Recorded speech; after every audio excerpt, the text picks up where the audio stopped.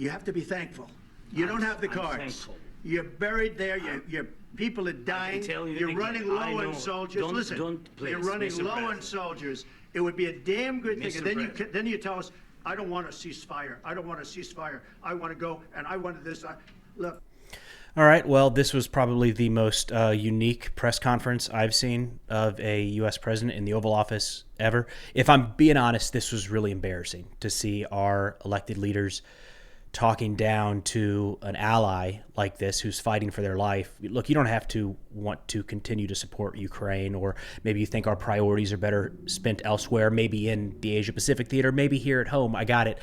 Pulling in the leader of a country whose people are actively dying today, whose people look to the United States for support, and berating him like this in public, I can't find any reason why this should be justified. This is below the office of the presidency. This is below the Oval Office. This is below us as Americans, and I hate to see this. There's no reason this should have taken place, but we're going to run through how this actually transpired, because President Trump said that Zelensky disrespected him and the American people today.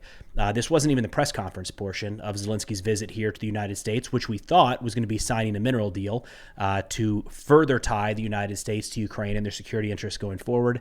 That does not appear to be in the cards now. The most recent statement we got from President Trump following this kind of blow up in the Oval Office was, he said, I have determined that President Zelensky is not ready for peace if America is involved, because he feels our involvement gives him a big advantage in negotiations. I don't want advantage. I want peace. He disrespected the United States of America in its cherished Oval Office. He can come back when he's ready for peace. Now, this all started pretty well. On a positive note, they met outside of the White House. Seemed like a lot of supporters in Washington, D.C., kind of looking forward to seeing what this might produce. And even the opening statements in the Oval Office itself seemed generally positive. I mean, we've got a clip here of Zelensky arriving. Pretty close. How are you? Pretty shut. He's all dressed up today. President Trump, what's your message to Vladimir Putin, sir? President Trump, you got enough. President Trump, you got enough. And honestly, for a while, it was pretty cordial, going back and forth, a lot of jokes in the Oval Office. And then it just started to go downhill pretty quick. Let's go ahead and start playing this here. This one was published by War Translated on X. I'll, of course, have this linked in the description below, and we're going to stop this a couple times throughout to try to add some commentary. He killed people. You know what the contact 2015. 2014. 2014 and 2015. 2014? Yeah. So he killed. I was not here. Yeah, but that's exactly right. Yes, but during 2014 till 2022, yeah, the situation the same. The people have been dying on the contact line. So the context here, and there's a bunch of like individual clips at this point. I had a hard time. This was the longest one I could find that was back to back. What's happening here is they were talking about we have to have a ceasefire agreement, and Zelensky said, we have done that so many times with Putin, and he violates it over and over and over again. And the pushback here was, yeah, that was under Biden. And Zelensky said, no, it's been under Obama and Trump and Biden, and now we have Trump again in office. So his pushback is, why think that a ceasefire is going to be any different this time around? That was the little clip that wasn't caught on camera here, or in this clip at least. Nobody stopped him. You know that we had conversations with him. A lot of conversation, my bilateral conversation, and we signed with him, me, like a new president. In 2019, I signed with him the deal. I signed with him, Macron and Merkel, we signed ceasefire. Ceasefire, all of them told me that he will never go. We signed with him with gas contract, yes, but after that, he broken this ceasefire. He killed our people, and he didn't exchange prisoners. We signed the exchange of prisoners, but he didn't do it. What kind of diplomacy, JD, you are speaking about?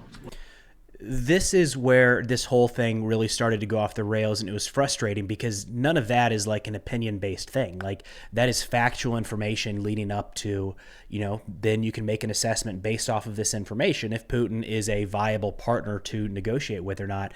The fact that President Zelensky has to spend time on camera kind of catching people up, like, well, we did do that, and here's what it led to, at baseline seems like that should be understood by all parties involved here, or at the very least, off camera, right? It seems like this time in front of the camera could be better spent doing just about anything else than catching the United States administration up on what happened in this conflict over the course of the last 5 years.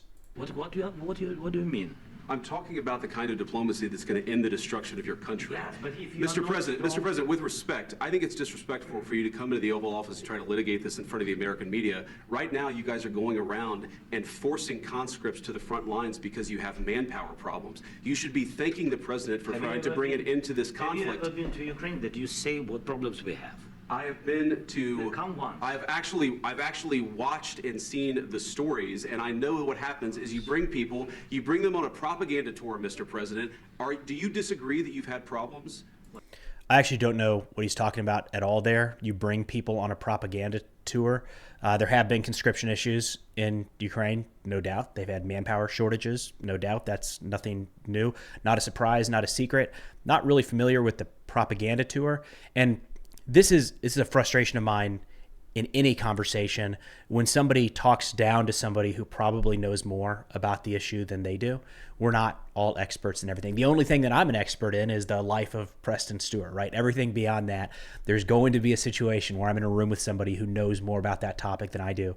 And it frustrates me inside of politics, outside of politics, with any subject at all, when somebody tries to dictate to an expert in that area about what's happening, and they rely on things with like, well, I saw a story about it once. He's talking to the president of Ukraine, who probably has a little bit of insight. Ask the questions, right? Instead of dictating what you might have seen on Instagram or on Twitter, ask a question about that sort of stuff. This really started to spiral here. Bringing people into your military? And do you think that it's respectful to come to the Oval Office of the United States of America and attack the administration that is trying to prevent the destruction of your country? A lot of questions. Let's start from the beginning. Sure. First of all, during the war, everybody has problems. Even you, but you have nice ocean and don't feel now, but you will feel it in the future. God bless. You don't know that. God bless. God bless. You will not have war. Don't tell us what we're going to feel. We're trying to solve a problem. Don't tell us what we're going to feel. I'm not telling you. Because you're in no position to dictate that. That's exactly Remember what this. you're doing. You're in no position to dictate what we're going to feel. We're going to feel very good. You will feel influence. We're going to feel very good and very strong. You will feel influence. You're right now not in a very good position. You've allowed yourself to be in a very bad position, and he happens to be right about it. From the very beginning of the war. You're not in a good position. You don't have the cards right now. With us. Hold on real quick. You've allowed yourself to be put in a very bad position. I don't follow that, don't track that, don't really believe that at all. Ukraine has always been the underdog in this situation, no doubt. You have to go back to Ukraine giving up their nuclear weapons if you want to say they put themselves in a bad situation here, or arguably more recently that they've been relying on the United States as a primary partner here. But again, I know this has been strangely contested in media recently, but Ukraine did not start this war. Ukraine did not pull Russian forces into Ukrainian territory. This was initiated by Russia, and Ukraine is doing everything at their disposal to try to maintain their sovereignty, defend their territory, and keep their people alive. So I'm not sure I really buy or can get on board with Ukraine made a bunch of bad decisions to get to this point. I'm sure there's decisions that could have been made better, but to suggest that Ukraine did something that led to the situation they're in today is a bit of a stretch. You start having cards. Right now, you don't. You're playing cards. You're playing cards. You're gambling with the lives of millions of people. You're gambling with World War III. You're gambling with World War III. And what you're doing is very disrespectful to the country, this country, that's backed you far more than a lot of people said they should have. Have you said thank you once? This entire meeting? No, in this entire meeting, have you said thank you? You went to Pennsylvania and campaigned for the opposition in October. Offer some words of appreciation for the United States of America and the president who's trying to save your country. I get so frustrated with this talking point. I have no idea. It's a bad talking point when it's random Twitter trolls, when it's coming from the vice president. We've seen it from senior leaders before, and I don't know where the hell it's coming from. It takes very little research. It takes very little following of this conflict at all to find that the Ukrainian people and President Zelensky himself have regularly, sometimes every single day, thanked the United States and their allies. You might not agree with the cause. You might not agree that we should be involved in any way, shape, or form, or maybe people think that it's not thanking us enough. Could be, but to suggest that they haven't thanked us over this is, to be honest, it's absurd. That's a lie.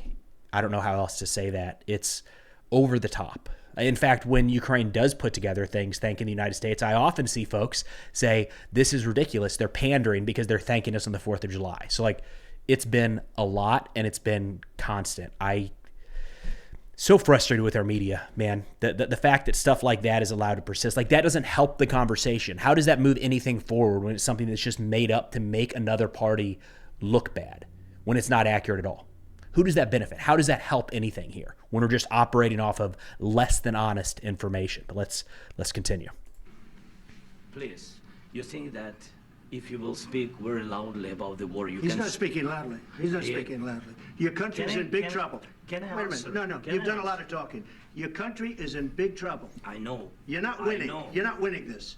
You have a damn good chance of coming out okay because of us. Mr. President, we are staying in our country, staying strong from the very beginning of the war. We've been alone, and we are thankful. I said thanks You haven't in been this alone. cabinet. You and haven't not been only alone. in this We cabinet. gave you, through I the said stupid thank you. president, $350 billion. Right back to the point about just random information being made up. $350 billion is if you include the obligations put together by the European Union and the United States that have not yet even been delivered to Ukraine. That is not a number provided by the United States. General Kellogg, the special envoy for Ukraine and Russia, has specifically pushed back on that talking point recently because unfortunately it continues to get a lot of play, and right here coming from the president.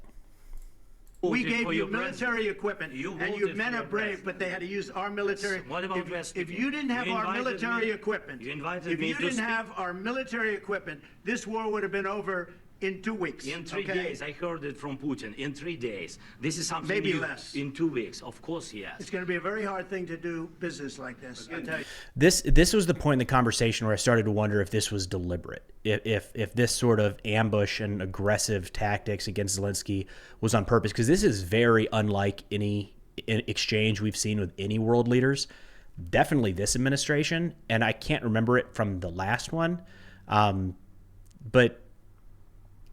I mean, again, Zelensky making the point of, you invited me here to talk, and this is what's happening. And it seems like as soon as it started to get controversial or confrontational, it just went further and further. And as Zelensky, from my opinion, tried to kind of dial it back and say, like right here, wait a minute, you guys voted for that's your president. Biden is your president. And Trump is angry at Zelensky for something that Biden did. And he's saying, I didn't vote for that guy. That's the president of the United States. And it just turns on a dime to, you guys are in real trouble. Just say thank you. Said a lot of accept times that there are disagreements, and let's go litigate those disagreements rather than trying to fight it out in the American media when you're wrong. We know that you're wrong. But you see, I think it's good. That piece, I'm not even sure what Vance was talking about, where he said, you're wrong, you know you're wrong, let's just move on. I don't know what the thing is that he's saying Zelensky was wrong about, if I'm being honest. And I watched as many clips of this as I could.